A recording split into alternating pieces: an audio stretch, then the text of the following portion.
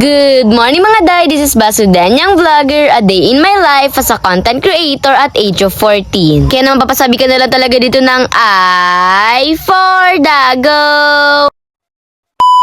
For today's vlog, samahan nyo nga po pala kami sa aming mga kaganapan ngayong araw dahil ito nga po pala yung araw na kung saan ay babiyahe nga po pala kami papuntang Naga. At dahil kaming tatlo nga po pala nila Tita Rin ang pupuntang Naga, ay eto nagpahatid na nga lang po pala kami dyan kay Dada dito nga po pala sa Dae. Bali dumaan nga lang po pala kami saglit sa Jamela Owl Shop, tapos after naman nga po pala ng diretso na rin nga po pala kami dito sa terminal. Hapon nga po pala ang biyahe namin at medyo mainit-init pa nga, pero mas pinilit talaga namin nila mama na mas maaga makabiyahe para naman nga maaga rin kami makarating dun. Dahil parang ang pangit naman kasi kung makakarating kami doon ng gabi na. Nag-van na nga lang po pala kami dyan para nga talaga medyo mapabilis yung biyahe, tsaka para na rin nga tabi-tabi kami rito sa upuan. Di ba nagawa pa talagang mag-van ng mga taong to na para bang kaya talaga nila at hindi sila mahihiluhin. Habang naghihintay nga po pala kaming umalis ay eto, nanood na muna nga po pala ako dito ng movie dahil kanina pa talaga nag-download na talaga ako ng mga movie tsaka mga laro para naman nga talaga hindi nga talaga ako maboring sa biyahe. Hindi pa man lang nga po pala kami dyan nakakalayo-layo ay etong si Mama Nyosko patulog na ang first song. Tapos eto naman nga ako nagkatulog din, Nyosko. Akala ko nga buong biyahe gising ako kaya naman nag-download talaga ako ng maraming palabas tsaka maraming laro. Pero inantok din talaga ako kaya naman natulog na lang ako. Medyo nakakahilo nga rin talaga yung biyahe. Paano ba naman yung mga daan papuntang Naga talagang pa-zigzag talaga. Kaya naman imbis na mahilo ako ng sobra ay natulog na nga lang ako para naman hindi ko talaga maramdaman yung pagbiyahe. Tapos eto pagkarating naman nga namin ng Naga ay dumiretso na rin nga po pala kami sa SM dahil dito naman nga rin po pala kami binaba. Saka kakain na muna kami for today's video dahil medyo nakakagutom na rin nga talaga at parang gusto talaga namin humigop ng masabaw dahil medyo nakakahilo talaga. Hindi naman sa pagiging OA pero kanya-kanya rin naman po talaga tayo ng nararamdaman.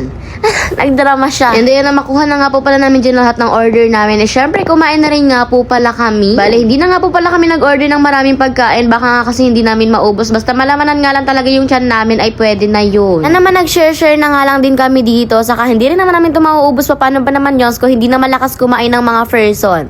Hoy, nagjo-joke ka ba? Char. Pagkagaling nga po pala namin ng SM, diretso naman nga po pala kami sa may e-mall. Kaya naman eto nag-tricycle na nga lang kami. And grabe ang mga tawa ng mga person na to. Ano ba naman ibang-iba nga talaga yung tricycle dito sa tricycle nga talaga dyan sa Dae. Ano ba naman sobrang taas din talaga ng tricycle dito. Kaya naman sobrang tuwang-tuwa ang mga person. Pumasok nga po pala kami dyan sa loob ng e-mall. Paano ba naman pupunta nga talaga kami? Doon nga po pala sa store ng Jamela Owl Shop. Pero maliban pa pala dito meron pa pala silang main sa baba. Kaya naman eto sa baba na nga lang din po pala kami dumiretso. Bali, after nga po pala namin dumaan saglit sa Jamela Owl Shop, dumiretso na rin nga po pala kami dito sa hotel nga po pala na pag-check-inan namin. Para naman ilagay na nga talaga itong mga gamit na dala namin dahil sobrang gigibat din. Bali, pagkapasok namin dito, syempre, nag-ayos lang din kami ng mga sarili namin. Tapos, bababa na rin nga po pala kami dun sa may mismong store nga po pala ng Jamela Owl Shop. Yes po, finally, nandito na talaga tayo sa Jamela Owl Shop Naga branch. Talaga naman. Siyempre, nag-picture and nag-video lang kami dyan. Para naman nga talaga makapag-update nga talaga sa ating page na nandito tayo ngayon sa Jamela Owl Shop Naga branch. And then, tapos na rin nga po pala kami mag-video. Tumaas na rin nga po pala ulit kami dun sa hotel nga po pala. Para naman nga talaga kumain na ng gabihan namin. Kain na muna nga po pala kami ng gabihan dito. Tapos after naman nga na mag-voice over naman nga talaga ako ng vlog ko. Dahil kahit saan tayo mapadpad, dapat talaga makapag-upload ng vlog. And then ayan, after naman nga po pala namin dyan kumain, nagbihis nga lang po pala kami. Dahil pupunta nga po pala kami for today's video sa labas para maglakad-lakad. Tapos pumunta na rin sa mga night market.